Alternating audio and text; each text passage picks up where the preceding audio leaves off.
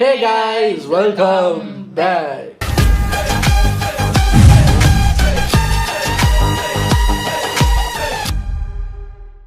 எல்லாரும் எப்படி இருக்கீங்க? நாங்கள் ரொம்ப நல்லா இருக்கோம். இன்னைக்கு நாங்கள் இந்த வீடியோ ரியாக்ட் பண்ண போகிறோம் அப்படின்னு பார்த்தீங்கன்னா, நம்ம ஷாஃபி ஜோன்லேருந்து சீரியல் கொடுமைகள் தான்.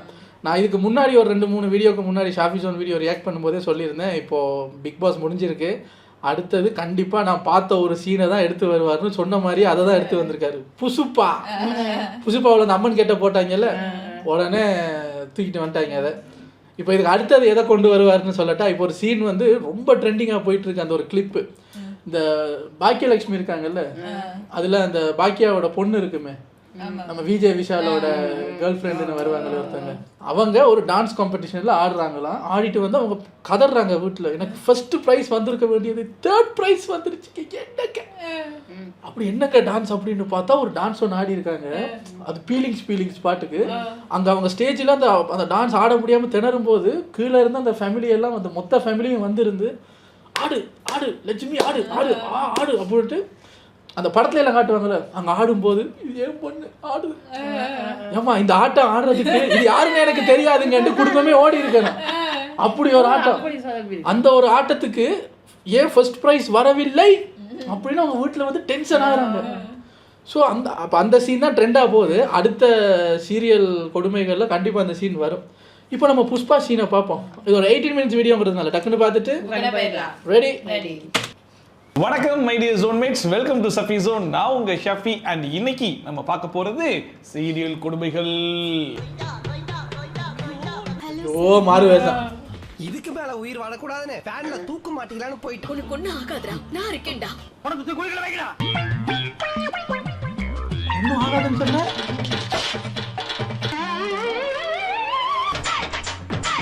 பத்தியா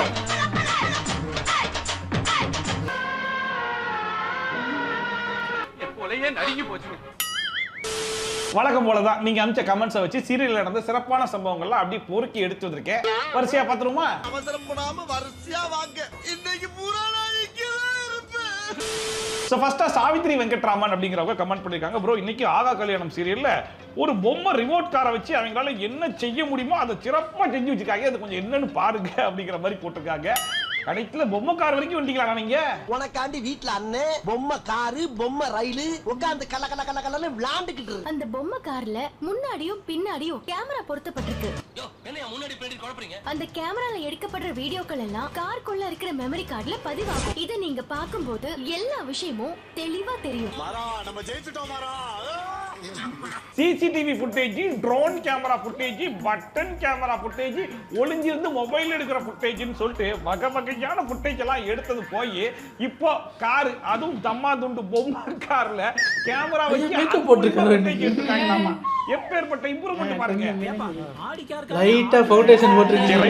மத்தது எப்படியோ, ஆனா இந்த பொம்மை கார்ல கொஞ்சம் உருப்படியா எடுத்திருப்பாங்க அப்படிங்கிற ஒரு நம்பிக்கையில அது மூலமா எடுக்கப்பட்ட ஃபுட்டேஜ் இப்ப நம்ம ஒரு வாட்டி பாத்துருவோமா?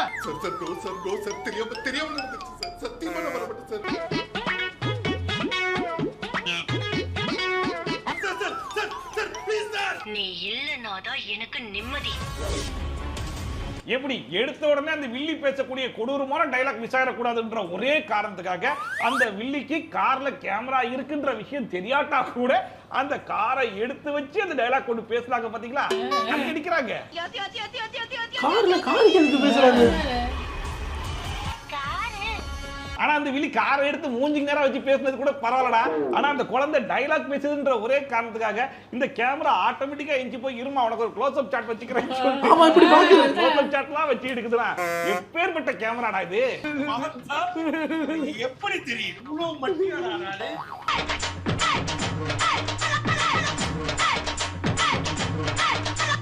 ஆனா எல்லாத்தையும் விட கடைசியா தரையில போயிட்டு இருந்த காரு டோரை மூடுறது யாரு அப்படிங்கறத காட்டி கொடுக்கணும்ன்ற ஒரே காரணத்துக்காக அது ஒரு வைட் ஆங்கிள் ஷாட்ல வச்சு காமிச்சு கொடுத்துச்சு. பாத்தீங்களா, அந்த சிசிடிவி ஃபுட்டேஜ்க்கு டப் கொடுத்துருச்சு.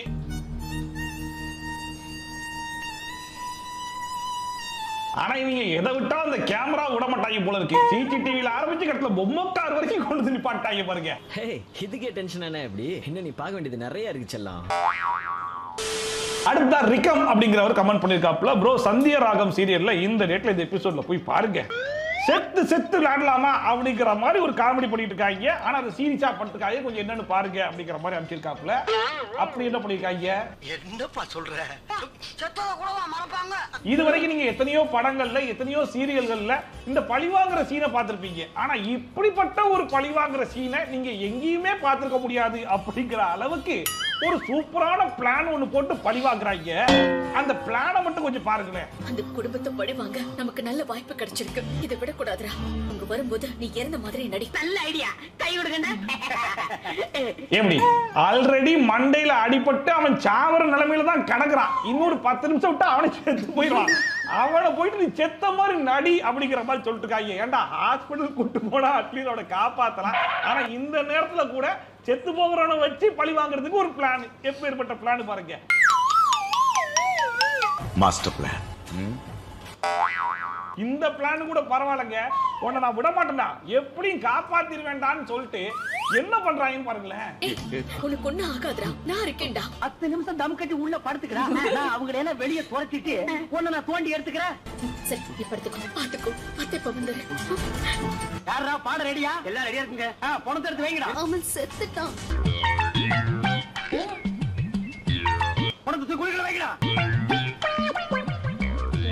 செத்துட்டான்னு நினைச்சு அவங்க புதைக்கும் போது இவன் தோண்டி எடுத்துருவான்.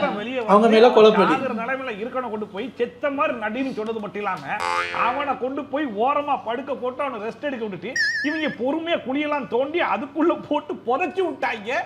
இன்னும் சார் செத்த மாதிரி நடிச்சுக்கிட்டு இருக்காரு. அவங்க சொல்லிட்டாங்கல்ல, அவ்வளவு நம்பிக்கை அவங்க மேல. நான் கூட நினைச்சேன், நான் இவனை செத்த மாதிரி நடின்னு சொல்லிட்டு கொண்டு போய் புதைச்சு விட்டு போயிடலான்னு புதைச்சு விட்டு சாவடிச்சிட்டாங்க போல இருக்குன்னு சொல்லி பார்த்தா இப்ப காப்பாத்துற பேர்ல குடுக்குடுன்னு ஓடி போய் தோண்டி எடுக்கிறாங்க. அந்த மனுஷன் ஏதோ அசால்ட்டா எஞ்சி நடந்துலாம் வந்துட்டு இருக்காப்ல.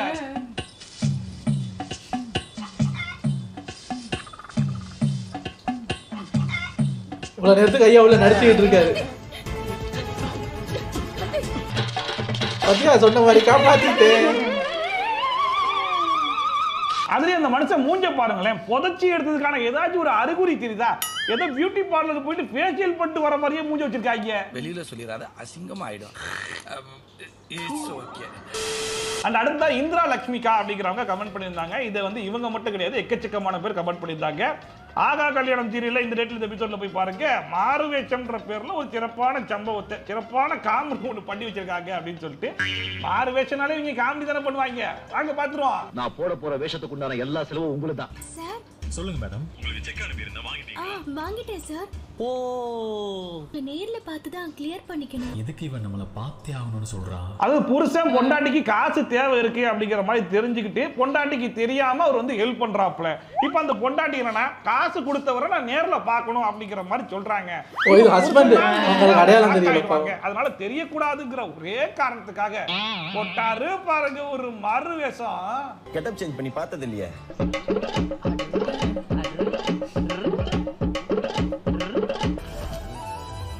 சீக்கிரம் வாடா. ஆனா இப்ப என்ன பார்த்தா உனக்கே அடையாளம் தெரியாதுடா. மூக்கு ஒரு பக்கம் ஓடி போயிருக்கு. இதுக்கு பேரு மாறு வேஷம். இந்த ஆளை பார்த்தா என்ன சொல்லுவாங்க, அடே உருவத்தில் இருக்கு, தட்டி விடு தட்டி விடு, வாயில என்ன துப்பு, மூக்கில் முட்டாணி முட்டி கூட அள்ளி போட்டு வச்சிருக்கா, போய் கழுவிட்டு வா. இதுக்கு பேரு மாறு வேஷமாமா. இந்த மாறு வேஷத்தை யாராலையும் கண்டே பிடிக்க முடியாதாமா. யார் சார் நீங்க? சூர்யா.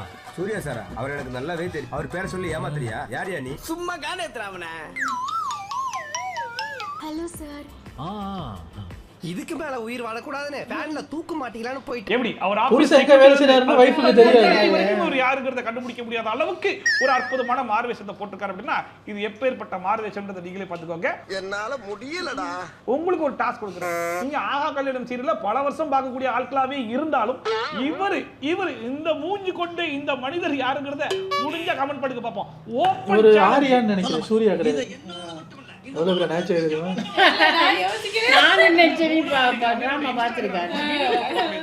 அந்த வீடியோ ஓபன் பண்ணி பார்த்த உடனே எனக்கு குபீர்னு சிரிப்பு வந்துச்சு. என்ன காரணம் அப்படின்னா இதுக்கு முன்னாடி எபிசோட்ல இலக்கியா சீரியல்ல ஒரு மாறுவேஷ கண்டென்ட் ஒன்னு போட்டிருப்போம்.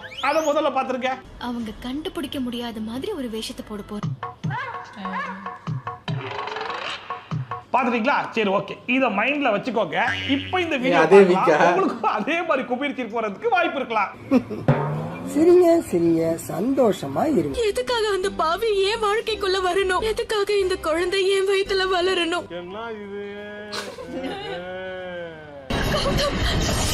வாழ்க்கையை கெடுத்தவன், அதுவும் இன்னொரு பொண்ணு கூட. இவங்க வாழ்க்கையை கெடுத்து இவங்களையே கெடுத்து இவங்க வயித்துல ஒரு குழந்தையும் கொடுத்துட்டு இப்ப அந்த பைப்புல வேற ஒரு பொண்ணோட ஊர் சுத்திட்டு இருக்கிறத பார்த்துட்டு எப்படியாச்சும் இவனை பழி வாங்கி தீரணும் அப்படின்னு சொல்லிட்டு இவங்க கையில எடுத்த ஆயுதம் தான் மாறுவேஷம். உனக்கு கெட்டப் சேஞ்ச் பண்றதுக்கு எல்லாத்தையுமே ரெடி பண்ணி வச்சிட்டேன்.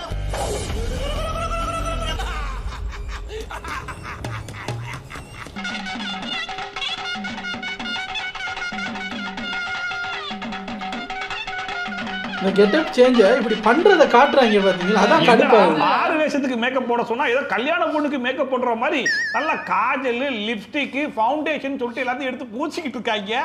ஏமா எப்ப மாறு வேஷத்தை ஸ்டார்ட் பண்ணுவீங்க? நீங்க இல்ல போட்டுட்டு வா. நல்லா இருக்கு.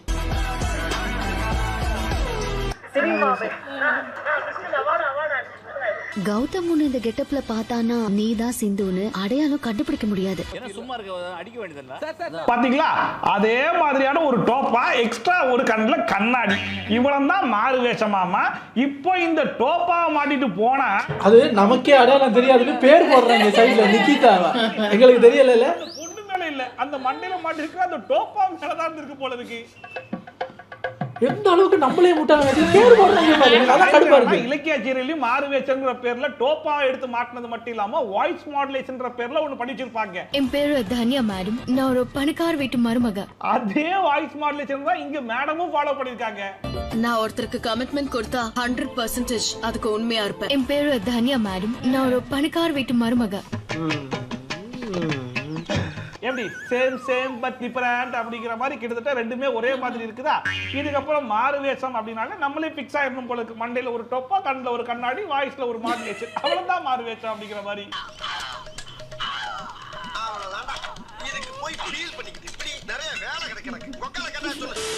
அடுத்த கவிப்பிரியா அப்படிங்கிறவங்க கமெண்ட் பண்ணிருக்காங்க, ப்ரோ பாக்கியலட்சுமி சீரியல்ல இந்த டேட்ல இந்த எபிசோட்ல போய் பாருங்க. காலையில 5 மணிக்கு சமையல ஆரம்பிச்சு 11 மணிக்கெல்லாம் அந்த சமையல முடிச்சிடணும் அப்படிங்கிற மாதிரி பிளான் போட்டு ஸ்டார்ட் பண்றாங்க. பட் அதுல ஒரு சின்ன மிஸ்டேக் நடந்திருக்கு அப்படிங்கிற மாதிரி சொல்லியிருக்காங்க. அது என்ன மிஸ்டேக்னு பாத்துருமா? இப்போ மணி 5 ஆச்சு. 11 மணிக்கு நம்ம மொத்த சமையலையும் முடிச்சிருக்கணும். சோ நம்ம பாக்கியலட்சுமி மேடம் எல்லார்கிட்டயும் 11 மணிக்குள்ள மொத்த சமையலும் முடிஞ்சிடணும் அப்படிங்கிற மாதிரி இன்ஸ்ட்ரக்ஷன் கொடுத்துட்டாங்க. எல்லாரும் சமைக்கவும் போயிட்டாங்களா? இப்ப ஆர்டர் கொடுத்தவர் வந்து சமையல்லாம் முடிஞ்சிருச்சா அப்படிங்கிற மாதிரி கேட்பாப்ல. அதுக்கு நம்ம பாக்கியலட்சுமி மேடம் என்ன சொல்றாங்க அப்படிங்கறத கொஞ்சம் பாருங்க. சார் வாங்க வாங்க. சமையல் எல்லாம் முடிஞ்சிருச்சாமா? முடிஞ்சிருச்சு சார். சமையல்லாம் ஆல்மோஸ்ட் முடிஞ்சிருச்சு அப்படிங்கிற மாதிரி சொல்றாங்க. அப்படின்னா கிட்டத்தட்ட ஒரு 11 மணி இல்ல 11:30 இல்ல 12 இல்ல 1 அவ்வளவு தூரம் கூட வச்சுப்போமே. ஆனா இப்ப சார் ஒருத்தர் போனை ஆட்டி பேசிட்டு இருக்காரு பாத்தீங்களா, அந்த போன் ஆன்ல இருக்கு அப்படிங்கறத கூட கவனிக்காம ஆட்டிட்டாரு. நீங்க பாப்பீங்க, அவங்களுக்கு என்ன தெரியும்? போன்ல என்ன டைம் காட்டுதுன்னு கொஞ்சம் பாருங்க.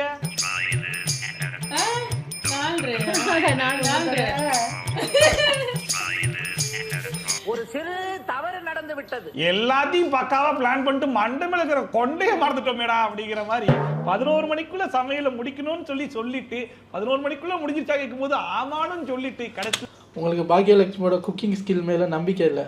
அது எவ்வளவு பெரிய பவர்னா 5 மணிக்கு ஆரம்பிச்சு 11 மணிக்கு முடிக்கணும்னு சொல்லியும் பாக்கியலட்சுமி ஆச்சு 5 மணிக்கு ஆரம்பிச்சு 30 நிமிஷம் குறைச்சி 4 மணிக்கே முடிச்சிட்டாங்க. எப்படி ரிவர்ஸ்ல முடிச்சிருக்காங்க. அந்த அளவுக்கு ஒரு சீரியலோட ஹீரோயினோட குக்கிங் பவர் இருக்கு. நீங்க 4:30ன்னு 11 மணியை தாண்டிட்டு நினைச்சிருக்கீங்க. அவ சொன்ன டைமை விட 30 நிமிஷம் கம்மி பண்ணி சமைச்சிருக்காங்க. பாராட்டுங்க. இல்ல போன்ல 4:30 மணின்னு காமிச்சு கொடுத்துட்டீங்களே சார். சரி போ இதெல்லாம் பாவம் அவர் முன்னாடியே சொல்றது. அண்ட் அடுத்த நாவியா விஜய் அப்படிங்கிறவங்க என்னுடைய வாட்ஸ்அப்புக்கு வந்து மெசேஜ் அமைச்சிருக்காங்க. ஜீ தமிழ்ல வரக்கூடிய வள்ளியின் வேலன் அப்படிங்கிற சீரியல்ல இந்த எபிசோட் வரைக்கும் பாருங்க. அதே ஜீ தமிழ்ல வரக்கூடிய இன்னொரு சீரியல்ல இருந்து காப்பி அடிச்சிருக்காங்க அப்படிங்கிற மாதிரி போட்டிருக்காங்க. சோ காப்பி அடிச்சிருக்காங்க அப்படிங்கறத விலாவரியா பாத்துருவாங்க. ஏய் செல்லங்களா அங்கங்களா வாய் திறந்துறாங்கடா. டிரைவர்ட்ட மட்டும் 50 கிலோமீட்டர் ஸ்பீடுக்கு மேல போக வேணாம்னு சொல்லுங்க. 50 கிலோமீட்டர் ஸ்பீடுக்கு கம்மியா போனா இப்ப என்ன? பஸ்ல பாம்பு வச்சிருக்காங்க மேடம். ஓ அந்த ஒரு 50 கிலோமீட்டருக்கு மேல அதுவே ஒரு இங்கிலீஷ் படத்துல இருந்து 50 கிலோமீட்டர் ஸ்பீட தாண்டிட்டீங்க. அது ஆக்டிவேட் ஆயிருக்கும். என்னடா பஸ்ல வச்சிருக்கிற பாம்பை விட அந்த பாம்புக்கு வச்சிருக்கிற ரூல்ஸ் தான்டா பயங்கர காம்ப்ளிகேட்டடா இருக்கு. டிரைவர்ட்ட சொல்லி 50 கிலோமீட்டர் கீழே போக வேணாம் மேலே போக வேணாம்னு சொல்லுங்க. எப்படி சிக்கிரிக்கம் பாத்தியாப்பா? அது 50 கிலோமீட்டர் ஸ்பீடுக்கு மேல போனா அது ஆக்டிவேட் ஆயிருமாமா. அது 50 கிலோமீட்டர் ஸ்பீடுக்கு மேல போயிருக்கு அப்படிங்கறத சாரே கண்டுபிடிச்சி ஆக்டிவேட் ஆயிருச்சு அப்படிங்கறதையும் சொல்லிட்டாப்ல. இப்போ 50 கிலோமீட்டருக்கு மேலேயும் போக கூடாதா, 50 கிலோமீட்டருக்கு கீழேயும் போக கூடாதா, கரெக்டா 50 கிலோமீட்டர் ஸ்பீட்ல தான் ஓட்டணுமா.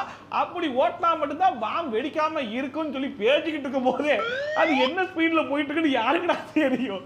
கேள்வி எல்லாம் கேட்கப்படாம கேட்லாக்கு கொடுத்துருக்காங்க. 50 கிலோமீட்டர் ஸ்பீடுக்கு மேல போனோம்னா வெடிக்கவே ஏன்டா வெடிக்கல அப்படிங்கிற கேள்வி அங்கேயே வந்துருது. இதை விட இன்னொரு ஹைலைட் என்ன அப்படின்னு சொல்லி பாத்தீங்கன்னா,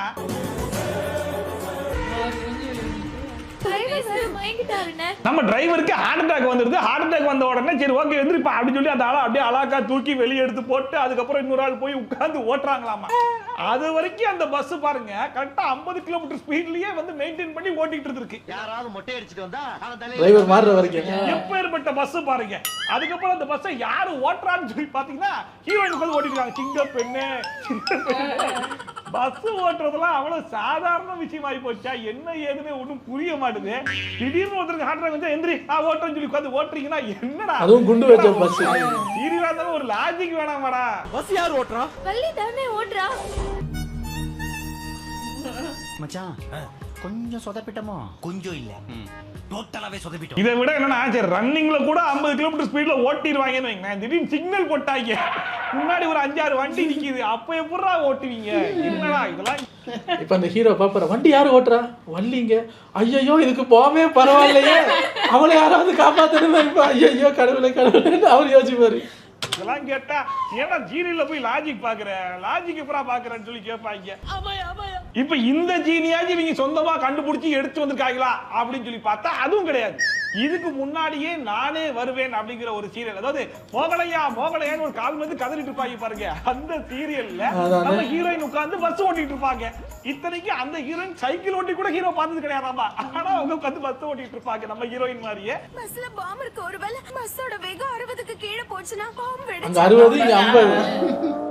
பஸ்ல இருக்கல நான் ஓட்டிக்கிட்டே இருக்கேன். ஆனா எனக்கு பயமா இருக்கு. இது வரைக்கும் நீ சைக்கிள் ஓட்டி கூட பார்த்ததுல எப்படி பஸ் ஓட்டிட்டு இருக்க? ஆனா என்ன டிஃபரன்ஸ் சொல்லி பாத்தீங்கன்னா 60 கிலோமீட்டர் ஸ்பீடுக்கு மேல இருக்கணும். இதுதான் அங்க இருக்கக்கூடிய அங்கேயும் டிரைவருக்கு ஏதோ ஆயிடுச்சு. அந்த ரூலை ஃபாலோ பண்ணி நம்ம மேடம் அழகா ஓட்டிட்டு இருப்பாங்க. இன்னொன்னு என்னன்னா அந்த மேடமுக்கு விஷயம் தெரியும், ஹீரோ சாருக்கு தான் இங்க விஷயம் தெரியாது.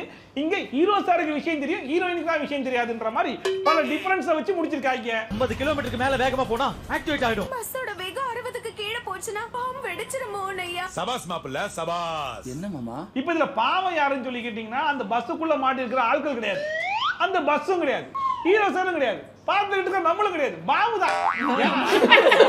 சில ரூல்ஸ் அண்ட் ரெகுலேஷன்ஸ் 50 கிலோமீட்டர் ஸ்பீட்ல போகணும், போலனா வெடிச்சிருவேன் அப்படின்னு சொல்லி. ஆனா அது போகுதோ போல கடைசிக்கு அந்த பாவு வெடிக்காம எப்படா வெடிப்பேன், எப்படா வெடிப்பனா மாட்டேனாடா, 50 கிலோமீட்டர் ஸ்பீட்ல தான் போறானா என்னன்ற ஒரு கருத்து அப்படிங்கிற மாதிரி எல்லா எமோஷனையும் அடக்கிக்கிட்டு கடைசி வரைக்கும் வெடிக்காம இருக்குது பாத்தீங்களா. ஒண்ணு கடத்துல எல்லாரும் இறங்கினதுக்கு அப்புறம் உருட்டி விட்டு வெடிக்க விடுவாங்க. இதுக்காடா எனக்கு இவ்வளவு பில்டப் கொடுத்தீங்க அப்படிங்கிற மாதிரி. உண்மையிலே ரொம்ப பாவனா அந்த பாம் தாங்க. சொன்னாலும் தப்பு சொல்லட்டாலும் தப்பு அவஸ்தைப்படுறா சார். அண்ட் அடுத்தா ஜெகத் அப்படிங்கிற நம்மளுடைய இன்ஸ்டாகிராமுக்கு மெசேஜ் அனுப்பிச்சிருந்தாப்புல நினைத்தாலே இனிக்கும் அப்படிங்கிற சீரியல்ல இந்த டேட்ல இந்த எபிசோட்ல போய் பாருங்க. ஒரு சூப்பரான படத்துல இருந்து ஒரு சூப்பரான சீனை வழக்கம் போல காப்பி அடிச்சு வச்சிருக்காங்க அப்படின்னு சொல்லிட்டு. அது என்ன படம்னு தெரியுமா? அங்க போய் என்ன நடக்குது பாரு. அந்த மெசேஜை நான் வாசிச்சேன். சூப்பரான படத்துல இருந்து சூப்பரான சீன் அவங்க சொல்லல. 2024 வந்த கிரிஞ்சி சீனை இவங்க கிரிஞ்சி பண்ணி வச்சிருக்காங்கன்னு அதுல டைப் ஆயிருக்கு. புஷ்பாவையும் பாகுபலியையும் கலந்துட்டாங்க. எப்படா ஒரு புது படம் வரும், அதுல ஒரு புது சீன் கிடைச்சிச்சுன்னா புஷ்பாபலி ஆட்டையை போடலாம். அதுலயும் ஃபர்ஸ்டா யாரா ஆட்டையை போடுறது அப்படிங்கிற மாதிரி எல்லாருக்குள்ளயும் ஒரு ஹெவி காம்படிஷன் போயிட்டு இருக்கிற நிலைமையில இது எப்ப தட்டு கொடுத்தனா எப்ப போய் அடிக்கிறது? மொத காப்பி எனக்கு கொடுத்துருவேன். இப்ப இந்த புஷ்பா படத்துடைய சீனை எடுத்து வெற்றி பெற்றிருக்கிறது யாருன்னு சொல்லி பாத்தீங்கன்னா நம்ம நினைத்தாலே இடிக்கும். மொத ஸ்டெப் தான் கஷ்டம், மத்ததெல்லாம் கொஞ்சம் ஈஸியா தான் இருக்கு.